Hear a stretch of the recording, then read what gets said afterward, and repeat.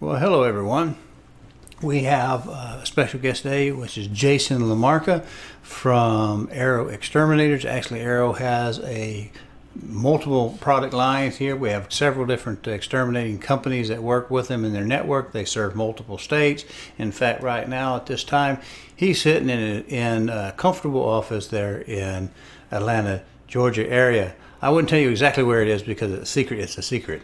But he's he's going to join us, and I think it's time to meet the young man. And we're going to talk about wood destroying organisms. We can do live chat if you can. Go ahead and type it in. It may take me a second to see that it's popped up there and relay it. There's some timing going on here. And if you see the archive version of this show, and you have something that we kind of touched on, you want to ask another question, leave a comment because it shows that somebody's watching these things, that we're doing some good. So with no further ado, here is our special guest of the day, Mr. Jason Lamarca. Hey, hello everybody, and thank you so much, Del. I'm thrilled to be talking with you and your audience today about Arrow Exterminators, and we'll give some information regarding inspections and the documentation that goes along with those, as well as the organisms that are on the inspection report, commonly referred to as a termite letter or some sort of similar terminology involving that document. It's actually a wood destroying insect inspection report, and that is an official state document. It covers more organisms than just termites, and so we want to enlighten everybody out there. If you're a veteran real estate agent or home inspector, or if you're just getting started, hopefully we can shed some light on some perhaps misconceptions or gray areas, and certainly be glad to, as Del referred, any questions that you might have, please feel free to ask.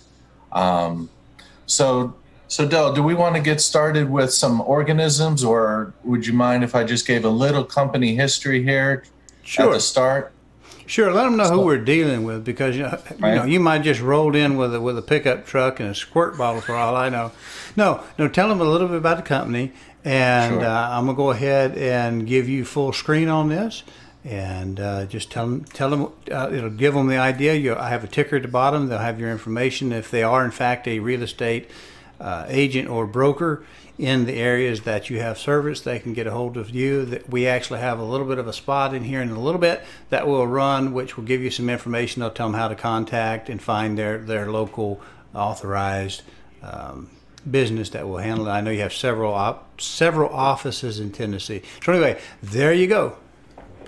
Yes, sir. Well, thank you so much. And in case you're not aware who we are, Arrow Exterminators is a family-owned and operated company. We're 56 years young. We like to say we're just getting started. We were started in 1964 in the back of a beauty salon. And we have grown through the years, but we remain family-owned and operated. We're currently in 129 different service centers that operate in 12 states, Florida, Georgia, Tennessee, South Carolina, North Carolina, Alabama, Louisiana, Mississippi, Texas, and Arizona, as well as Virginia and Kentucky. So we're based in the Southeast, but we certainly have some reach out into the West as well. We have about 2,500 who we like to refer to as rock stars on our staff, and we have about probably in the neighborhood of 1,500 or plus vehicles out on the road. So we're all over the state of Tennessee, east and west. We can get to you typically in 24, maybe 48 hours in some areas. If you have a need for a home inspection, we'll be glad to take care of that. Of course, the reports that go along with those can be furnished as well for your closings. You can visit arrowexterminators.com and select real estate agents. And then there's a few fields of information there for you to fill in. And then the correct service center will give you a call and we'll be glad to schedule that inspection and subsequent report for you for your closing. So as I always say, please feel free to give me a call, even if you just like a second opinion on something that you may have received from another company, or if you just have general questions about pests or pest control. We also do handyman services and wildlife. So, we try to be a one-stop shop for a lot of your needs. Everything short of plumbing and electrical, essentially. So here's what I want to take away from this. Now, first of all, you have a number for just regular everyday people that might have some concern. You take care of regular everyday pests. You're not just a specialty for realtors and people do it, but with that little bit of a handyman, I'm sure that you're able to handle some of the minor repair damage that you might have. Maybe somebody gets in by a door or something like that, and you do a little bit of trim, something minor like that. I actually have, again, we'll run that. We'll have the information. I want to keep people in mind that if you're specifically an agent, they can contact with you. If there's someone looking for their local pest control and abatement type thing, they can use that 1-800-ARROW and get to someone that way, and it'll direct them to the closest office to do that. So can we get right into about how much damage do these organisms cause in the United States each year?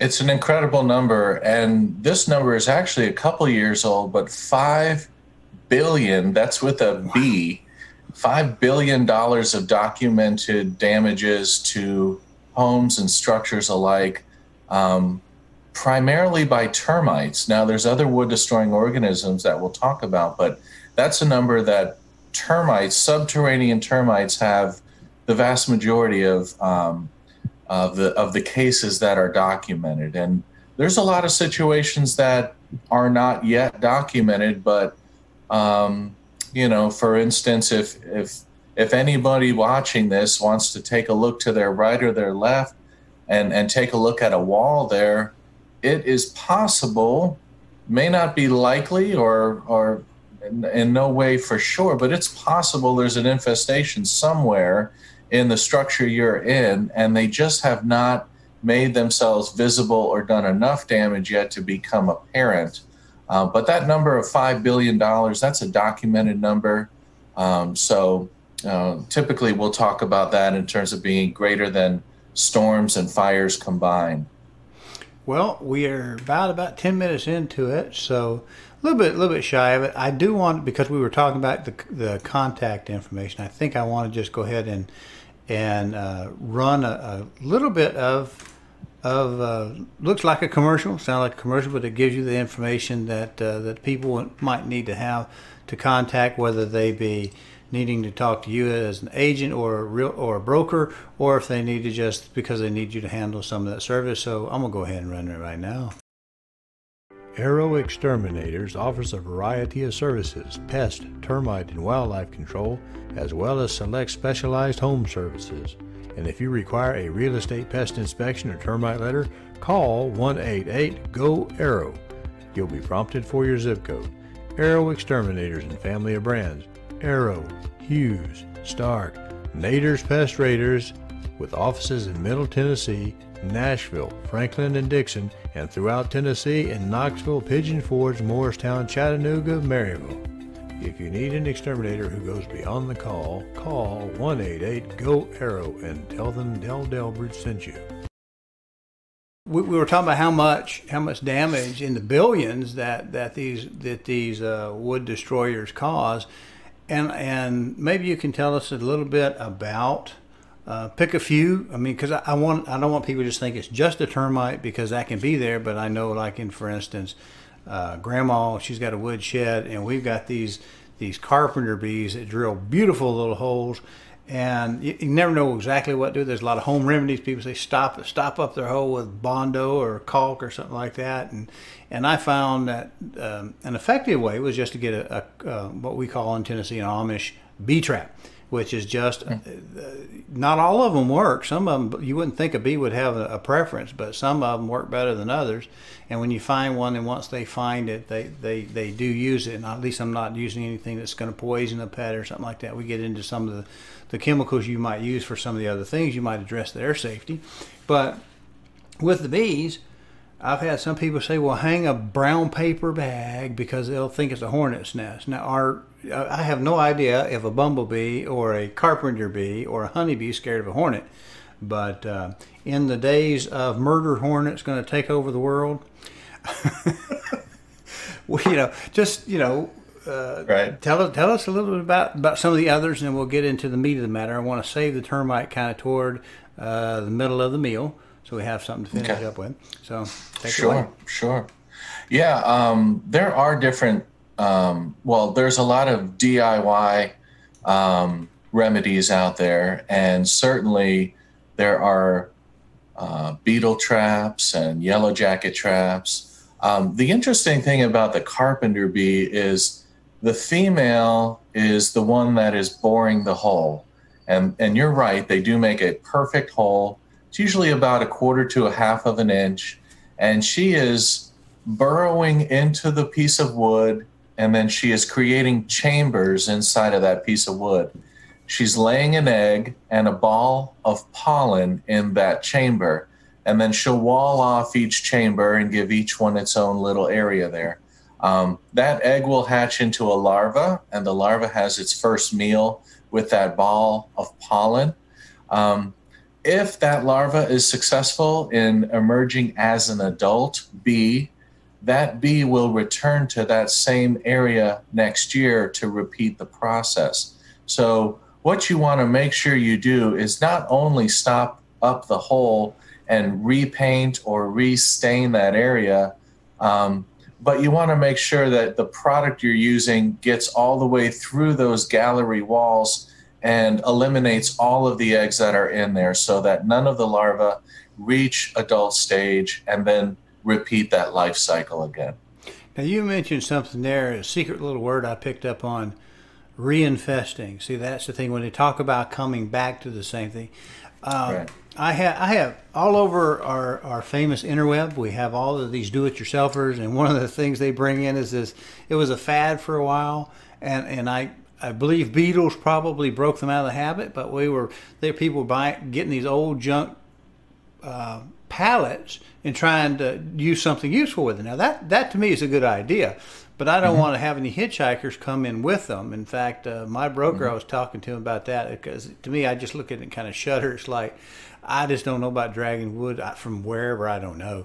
And he's like, well, he actually had a friend did that and actually had an infestation getting to it because he didn't see it, he didn't catch it. I don't know about beetles, but there are other things out there. Do you have anything else in the wood destroying organism family of pests that you can tell us beyond the bee and the termite? Yeah, and real quick, just to touch on what you said, a lot of reclaimed wood is being used these days for decorative purposes, barn boards and different things like that. And so you can have a beetle that's out there doing its natural thing. You bring that piece of wood in, all of a sudden it emerges. Not all beetles and bees and insects are reinfesting. So if by chance you've brought in some reclaimed wood of some sort and a large beetle, maybe it looks bluish or greenish or metallic, those are not necessarily reinfesting beetles. So they may emerge and look for the quickest way out of your home, and rest assured they may not be a reinfesting. So the ones that are on the Tennessee Wood Destroying Insect Report are reinfesting organisms. And so that's why they're on the report, to make sure that they're taken care of so that they don't have this cycle of emergence or repeat damage. Another one is the carpenter ant. Carpenter ants are primarily attracted to moisture damaged or moist areas. Any sort of water softened wood is a prime location for a carpenter ant nest.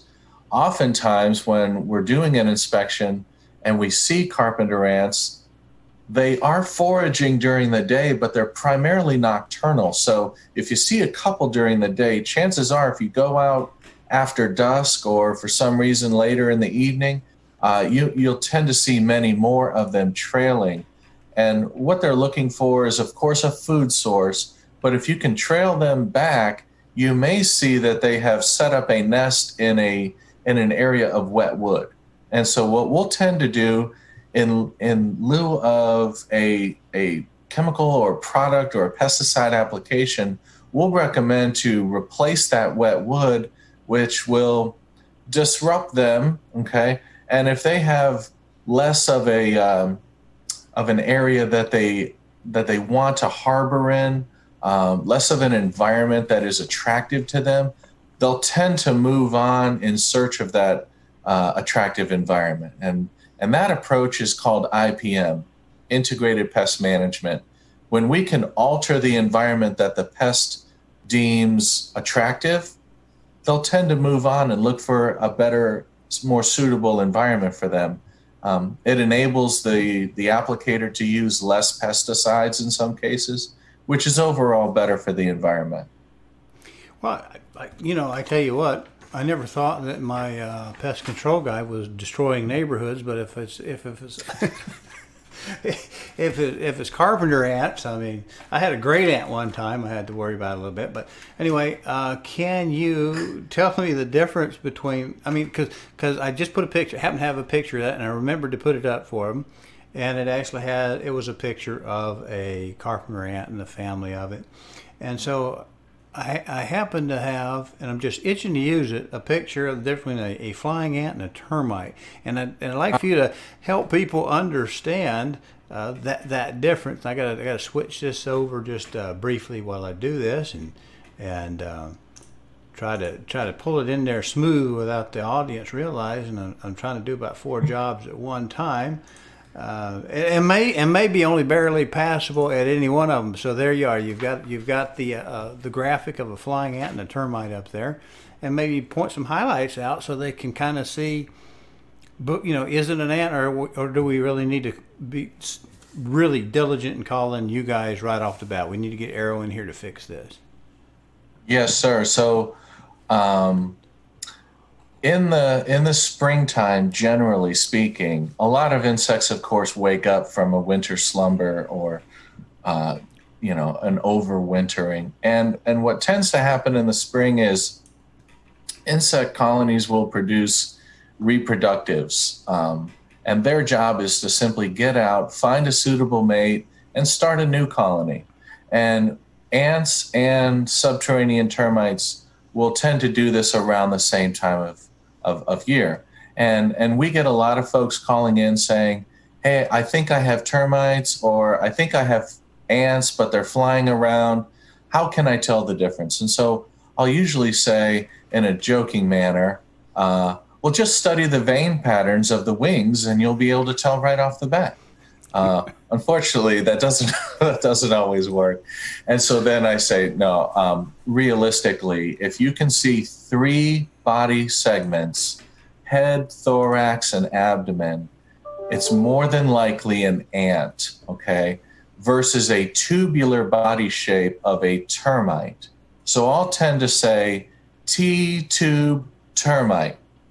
If your ant has a waist, okay, if the organism has a waist, it probably is an ant. And I'll jokingly say Aunt Rhonda has a waist. T-tube termite, your ant has a waist. Okay, and that's a better way to distinguish with the naked eye what organism you're talking about. If you're talking about ants, maybe you already have a routine pest control service that comes in and can deal with that. If you don't already have a termite warranty and you're suspicious that it is a termite swarm, then certainly we can come out, do an inspection, and offer some control measures for that. Well, that helps because, to be quite honest, there's some characteristics that I used to live in Georgia, where you guys are out of, and once I moved up here, the infestation problem that we have down in the warmer climates, I guess because we have longer longer activities. You kind of mentioned about emergence in spring. As things warm up, they come up, they get out, and they get moving around. And the southern states below Tennessee are a little bit warmer, and I can only assume that that might have some effect. In a future show, I'd love to come back. We get these recommendations to deal with encapsulations, total encapsulations of in a wet space, and the moisture, as you alluded with the ants, it's something they need. They need the moisture to live on, and so you can eliminate the water, but some of these encapsulations just kind of bury it below. And one of the things they do is oftentimes put foam up against the foundation, and termites eat that stuff up. Now the building code people, kind of my background goes into that, knows about the termites coming up through that, and they will allow that to be left off for the energy code type thing. But it's just a complication. There's a lot more to this than just what you might think. So can you tell us about the life cycle? Because I got a graphic for that I'm just itching to put up too. Sure. Yeah, and spray foam is becoming more popular, and crawl space encapsulations. There's a lot of pros and a lot of cons on both of those topics. But you're right. That's probably another show, because that alone is a whole series of points to ponder. A life cycle of a termite. Let's imagine you have a queen and a king termite. You can see them. Their job is basically to produce eggs and grow the colony. Okay, they're the royalty of the colony, and so they're going to produce eggs. That queen termite can produce several hundred to possibly even about 1,000 eggs per day. Out in nature, she can live 12, 15, perhaps even 18 years undisturbed, just doing what she does best, and that is producing eggs. Those eggs are going to hatch into larvae, and the larvae in the termite world look like very small termites, as opposed to larvae in the beetle world, which look and resemble more like a grub. So the little termites are going to grow by molting. The molting process is where they shed their exoskeleton. An exoskeleton is a hard outer covering to an insect's body. And so you might imagine how a snake sheds its skin and grows. It's similar in the insect world when they grow by molting. And they'll molt 6 or 7 times before they reach a maturity level. Now, some of those larvae that are growing are going to become soldier termites. The soldier termites, their job is to defend the colony. So if fire ants or any other predators are attacking the colony, the soldiers are going to do all they can to defend the colony. Some of those larvae are simply going to grow into mature workers. The worker termite, as you can imagine, hence the name, they go out, they find food, they build the mud tunnels that they travel in. And by the way, they build those mud tunnels for 2 reasons. They have to retain moisture, otherwise they're a delicate insect. They will dry out with wind and sunlight. So they build mud tunnels, they find the food, they bring the food back, they feed the queen, they feed the king and the soldiers and the young that are in the nursery area of the colony. And then there's still a third group, which are the nymphs, and the nymphs are going to probably grow into a reproductive caste of the colony. Now, like I mentioned before, in the springtime, those worker termites may develop into swarmers along with some nymphs, and those swarming termites are the ones that are tasked with reproducing or splitting. Another term might be budding the colony.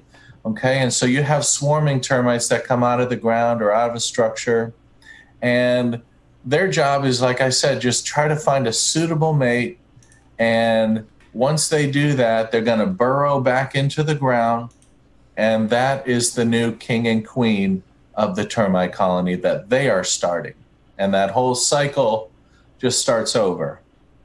And they are one of the reinfesting organisms on the Tennessee report. It's the number one thing they think about.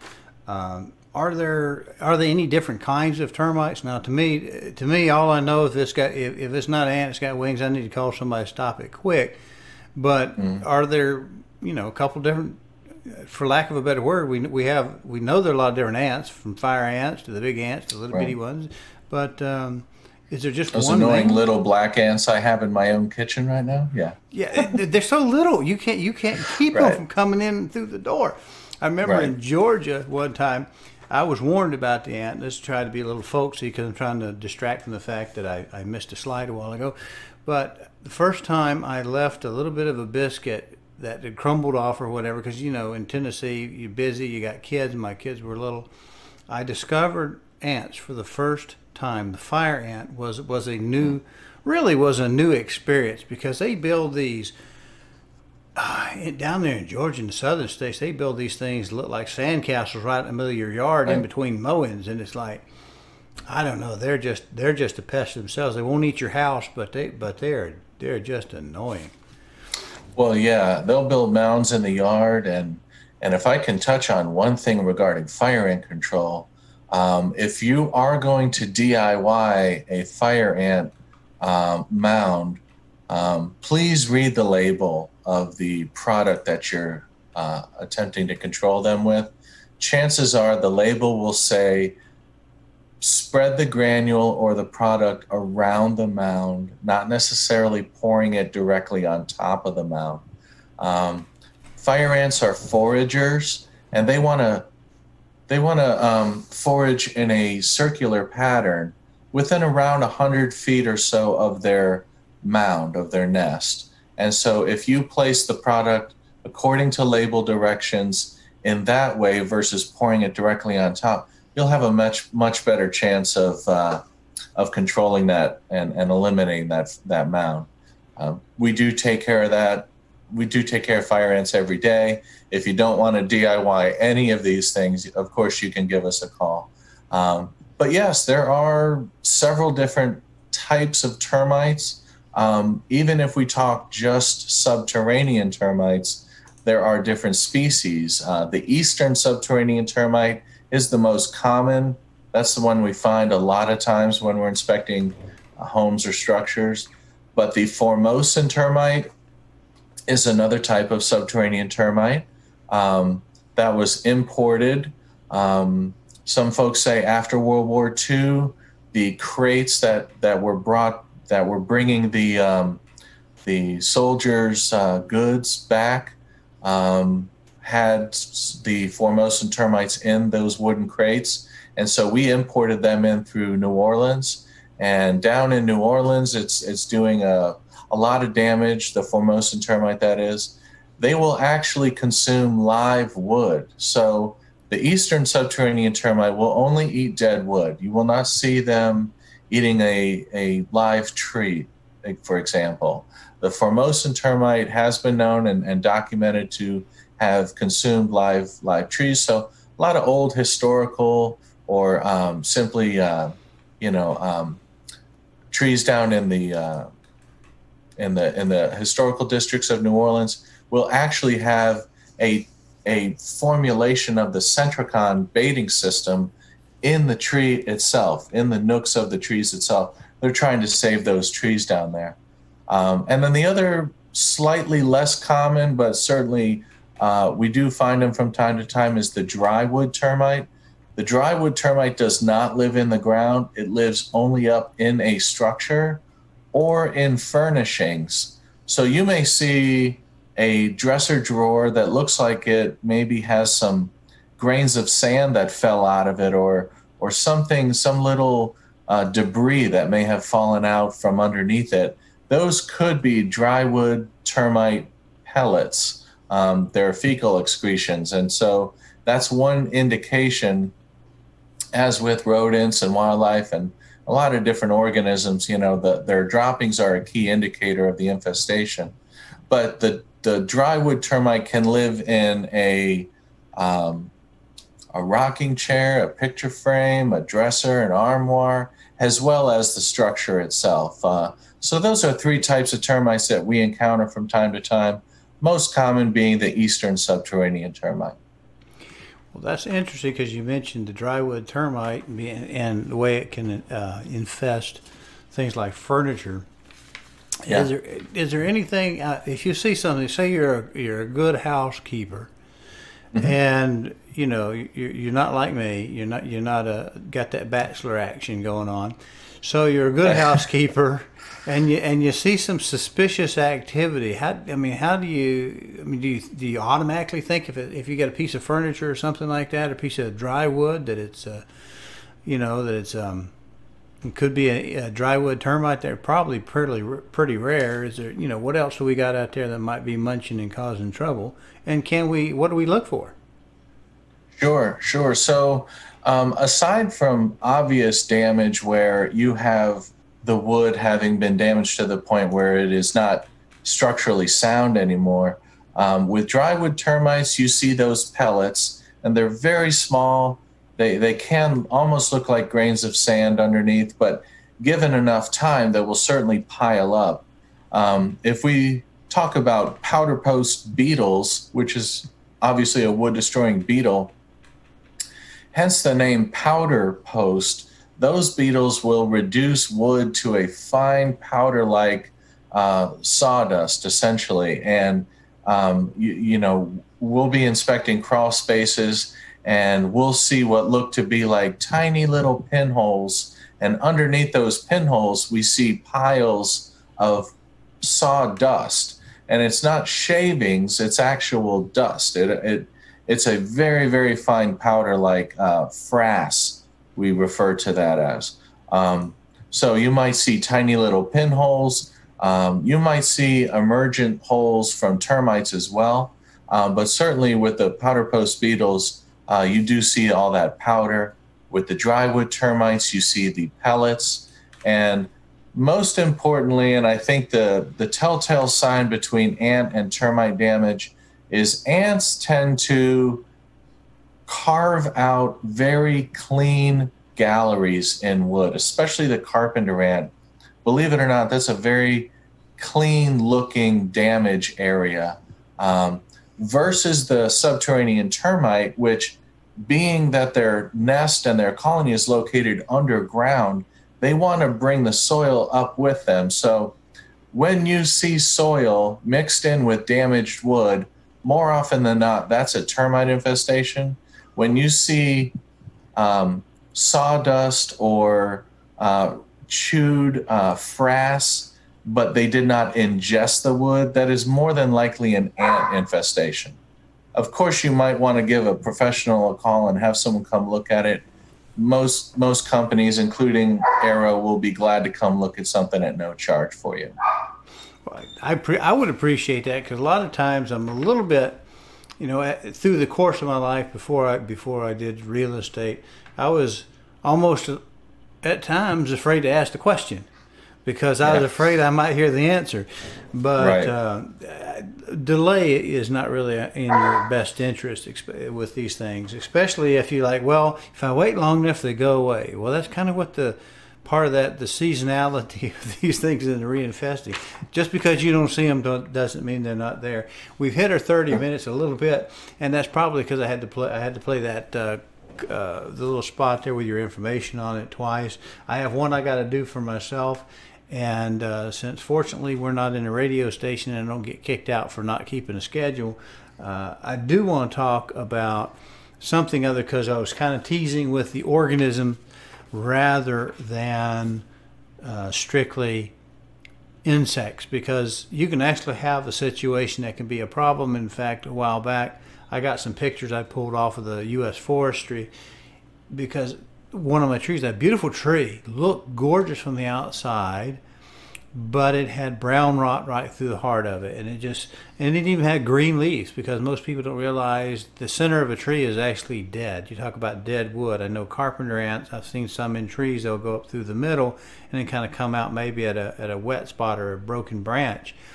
But there are some of these fungus can get in, especially if you have a moisture control problem or something. But it should be fairly obvious, and there's some characteristics I'm familiar with the way the wood looks. But I've got to come over here and run my own just to make sure It looks like a commercial, but I do this just to keep myself with the regulators, and we'll be back in 15 seconds because this one's not long enough for me to bump that trigger. Dell Delbers, Benchmark Realty, Murfreesboro, Tennessee. If you're currently unrepresented and would like to know how to compare up to 3 properties side by side, room by room, then go over to my new YouTube channel, subscribe while you're there, watch the demo. Afterwards, get with me and we'll set up your exclusive account today. Feel relaxed, so now that they know that I'm quite human, maybe they'll realize I'm approachable. Maybe some of them will approach me, and we can do. I like the human element. Well, unfortunately, we've been cooped up for a while. I don't want to get into that kind of stuff, but we've been cooped up for so long. It's like I'm ready to go to the woods to have a picnic by myself just because I've been locked in this house by myself and I need to get away from me for a while. But yeah, fungus, wood fungus and molds, I think they're actually a mold and maybe a part in the class of fungus, but we do have some fungus that can destroy wood, and there's some favoritism, I know, between white and brown. One kind of likes one type of wood. It's kind of like the powder post beetles. But in my experience, I don't see a lot of those because they like the older houses, the old hardwoods, the oaks. If you have some of that kind of stuff, it can get into flooring. I know I've seen that and hit some of the wood flooring before. And also, like the bee we mentioned, the bee tends to like conifers. It likes the greenwood, the sapwoody type of trees. And so just that's one thing. We could just do a whole show on any one of these particular bugs. I know. I mean, here it was 30 minutes. I thought we was going to run long, but I didn't figure I'd be the one doing all the jibber jabber, causing it to get off schedule. But it's just kind of fascinating how when you look at it, you think I'm nearly 60 years old and think I'm pretty sharp, but there's just so much I don't know, and that's why I always give over to the experts. I'm not trying to dodge a question. It's just, this is, I have to know about a lot of little things just on the edges to know, not to know it myself, but to know who to go get when we have a problem. And Sure. I found the difference between the shavings and the sand versus the powder. That's the kind of stuff, if you don't know to look, I mean, it's just not something you do. It's not what you do. Right. But anyway, I'm going to turn that back over to you, let you have the screen and tell us about whichever one you want.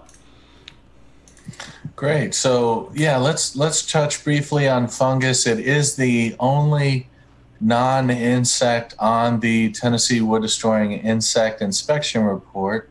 And the main difference between funguses and molds, without getting too scientific about it, is that molds and mildews are not wood destroyers, okay? Fungus is a wood destroyer. It changes the structural integrity of the wood.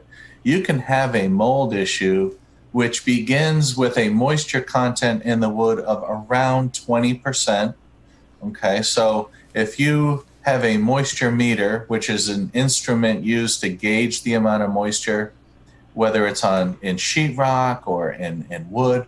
Primarily it's used to gauge wood moisture. If you have a moisture meter and you're getting meter readings of somewhere in, let's say, the 21, 22, maybe mid-20s, and you're looking at some type of growth on a piece of wood, unless it's 28% or higher, it cannot be wood decaying fungus. So you're dealing probably with some type of mold or mildew when it's less than 28% moisture. When the moisture meter reading is 28% or higher, and you're looking at some type of growth on a piece of wood, then it could be a wood decaying fungus. White rot, brown rot, and a third we look for, which is called Poria incrustata.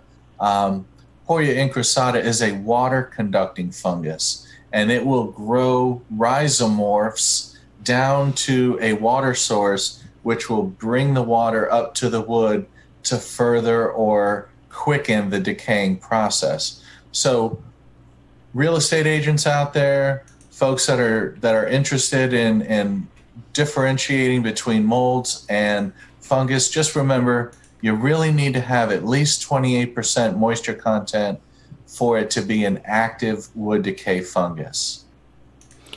Well, I tell you what, that is, I mean, to me, that's what has been my experience, that anytime water is really the enemy, because almost everything needs a drink.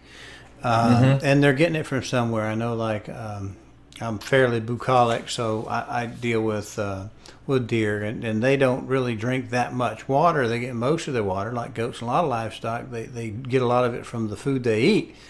And some of these things are very much like that. They got to have a water source. So if we can treat the current infestation so that we don't get a reinfestation, and then change the moisture characteristics of that particular property, then we have a chance to do some good. One of the reasons I kind of mentioned, I'm not a huge fan of this concept. Well, we got a little bit of an issue under a house that nobody, and a lot of times I don't think people are trying to hide it. They don't know. They don't crawl under their houses on a daily basis, right? And it causes a lot of stress. I don't necessarily think it's a death sentence for anything. It's just something that needs to be treated.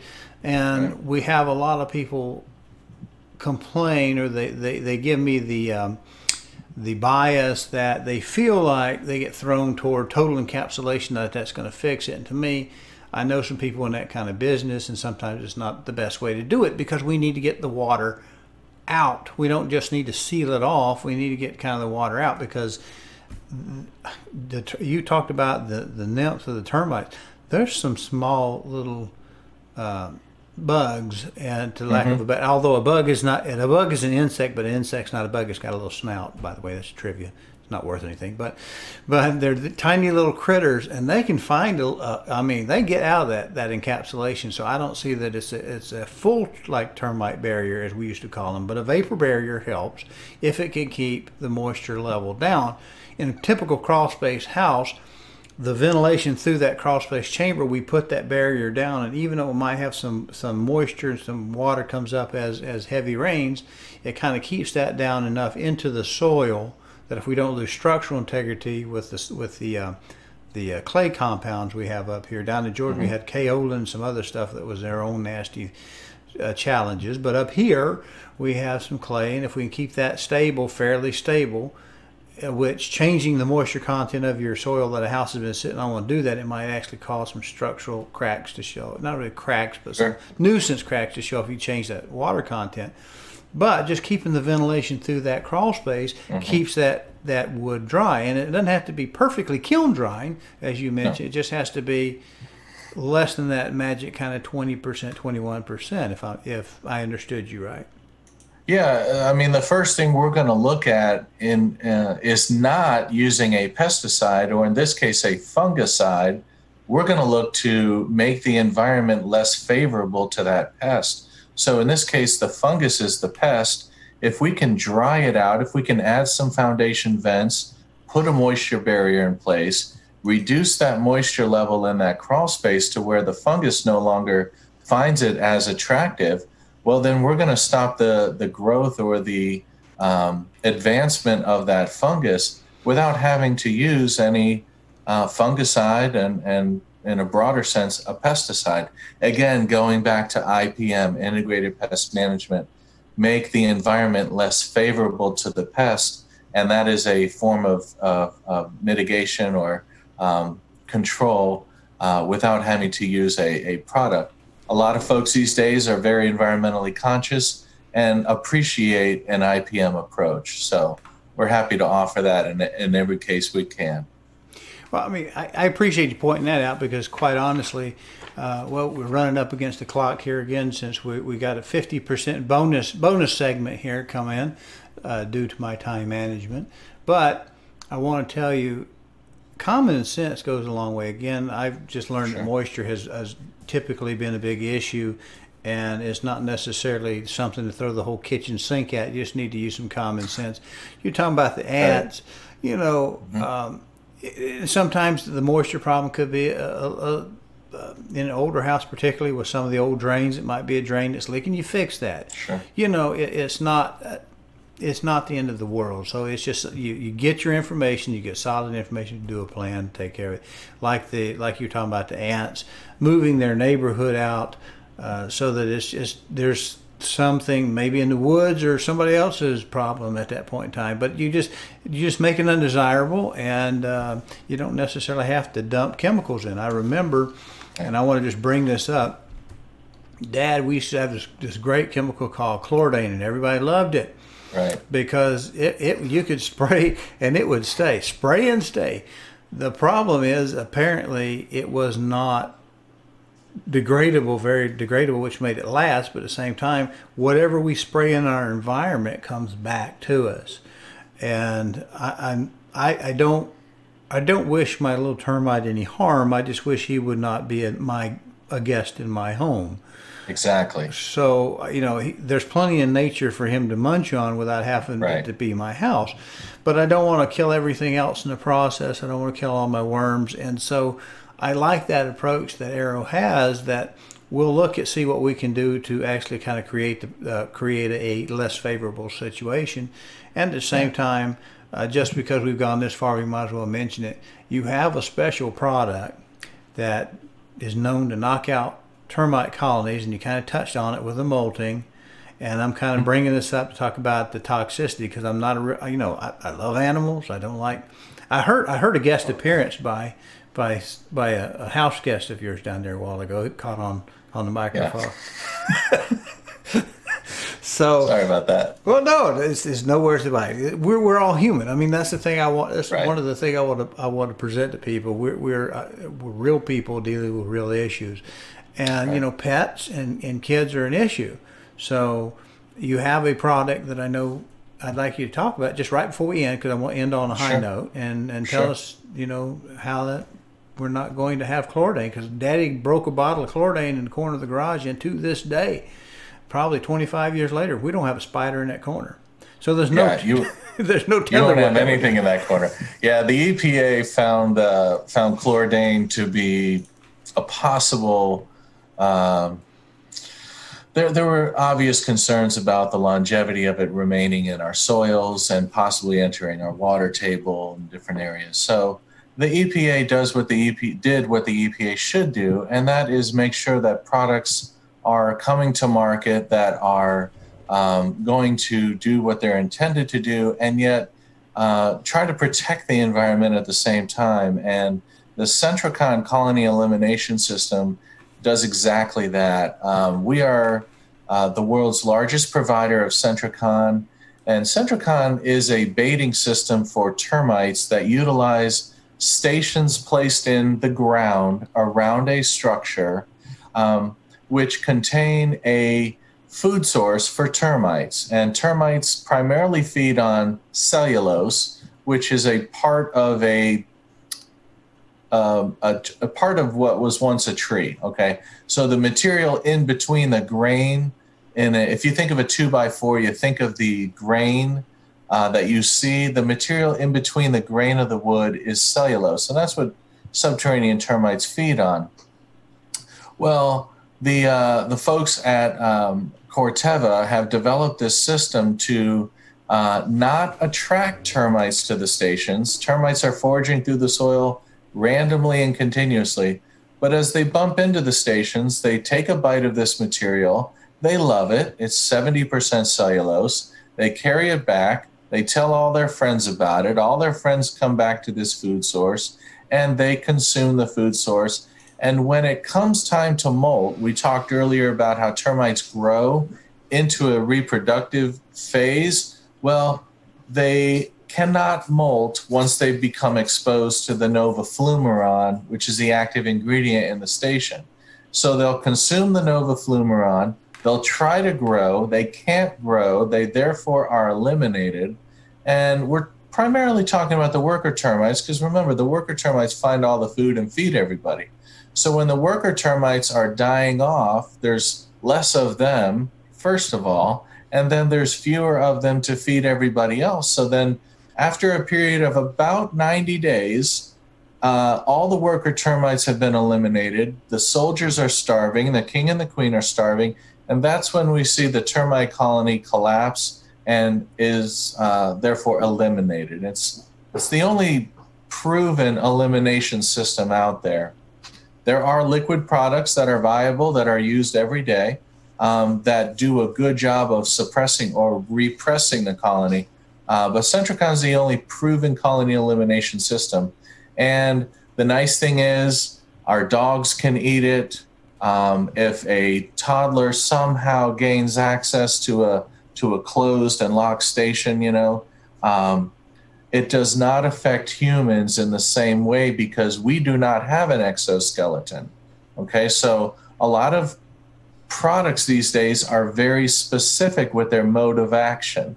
And that's why we have to identify what kind of ant we're talking about, identify what type of cockroach we're talking about, use products that are designed for a specific pest and not necessarily a broadcast insecticide like chlordane or some of the outdated materials and products that we used to have.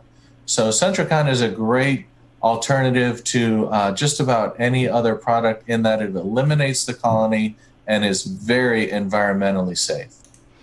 Well, I appreciate the explanation on that, because part of the thing, also being kind of an outdoorsy type person, if we have a problem with groundhogs or some other type of biological pest, poisoning is against the law because it's indiscriminate, and it doesn't kill the bad guy. It kills anything that comes near it, and that's a problem. And that's one of the things that does attract me to the Centricon system.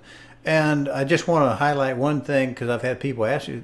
They say, "Well, I don't think I like anything that's going to bait termites. They'll come find it again." I said, "I don't think it actually works to attract them like you're dumping corn out to get a deer to come out to it. They're not doing that. They're out moving around. They happen to bump into it. They find it. They tell their buddies, and basically they put the colony on lockdown. Can't go out. Can't go out. 90 days is all, except 90 days is the maximum. You need to lock a colony down before they all finish up. So the problem with abating and elimination is if I can knock down an infestation right now, all of these on our wood destroying insect list, the problem is they not just go away. They're going to come back. You see them once, you're probably going to see them again. And that's when I think it's really worth the money. I know a lot of people say, "Well, I don't want to have termites. I don't have termites now. I hate to get involved in all that stuff." And I don't. They think of it in terms of a stigma, but in a lot of respects, I think it like insurance or anything else. You can't buy. It's not good to try to buy your insurance after you've had the car wreck. You want to get it ahead of time and do a little preventative to it, and it's really very cost effective. And it's just something that it's just not a big deal. The T word, termite, is not a dirty word. It can be a little bit scary if you don't have the information. Now, we have run just shy of an hour, believe it or not. But I was afraid we'd do this, to be quite honest, because any one of these things, I mean, there's so much more we can even talk about, what the bees do, how their characteristics, how to identify dog fighting in the air versus the group behavior versus singularity. I mean, we could spend an hour on any one of these topics. So I do want to invite anybody who might see the archive of this first to don't fire the producer, because I've already replaced him once, and I can't get anybody to work for these wages as the on-air talent. So I'm thrilled and appreciative that you would come in and tell us a little bit about this. But now, if we have something in particular that they have interest on, if they want more information on the Centricon or whatever, they can post a comment or something like that. Sure. And any of the other stuff, because again, you're not. As a real estate person, I'm concerned with my legal requirements in terms of the wood destroying insect and my regulation. But as a homeowner, I'm worried about other things as well. And like I say, a furniture beetle might come in on something Grandma have, and I just freak out and I need to know something about it. You guys are still the people to call. You've been in business more than 3 weeks, I think. Right. You've got all of these different companies that work for in a myriad of states. It's a good, strong, I think, substantial company, and so you've got experience with a collective I hate to use the word hive mind, but I don't get to use it very often. But you've got a great creative bunch of folks that have a lot of I don't know how many hundreds of years worth of experience tied up in all those different mines, and I'm sure that there's very little that could stump you guys, and so I'm confident in that regard. Right. And so with that, we'll I guess we'll cut it off about now and let her go, and invite anybody to call back. If you're a realtor, you'll have in that commercial, you'll see his contact information. If you're a consumer, you have the, was it 1-800-GO-ARROW? Oh, close at 1-888-GO-ARROW. Or just go to arrowexterminators.com. You're on the way. Are you on the web? I've heard about this web thing. These these computers are going to take over the world. But I'll tell you what. So anyway, I appreciate it, and I really do. I appreciate you stopping in. Thank you very much. And I really would love to have you call back or come back and do any one of these others if someone has some interest in it. Appreciate the information about not having to always use chemical to kill everything off, and there's a difference. There's a difference in how you approach a problem. Sure. So. Well, it's been my pleasure, and yeah, as you said, any questions or comments, I'm thrilled to entertain them. Hopefully I'll be able to answer, shed some light on some stuff, and I'd be glad to come back. Anytime you'll have me back, you've got me. So thank you so much for the opportunity. I appreciate that, and maybe I can get you to come in and visit with our group of folks, and you can get you can talk to some of them in person. If we ever get to the point where we're released, right now we're still on that Centricon lockdown. My 90 days are about up, I think. I'm ready to get out. I've been around me far too long, but I really do appreciate it, and I hope that the tenor of this I try to keep my shows a little bit lighthearted. So, if you can't do anything else, at least laugh at me. Maybe I'll we'll do it. But thank you and appreciate it, and we're gonna round it out. Yes, sir. Thank you.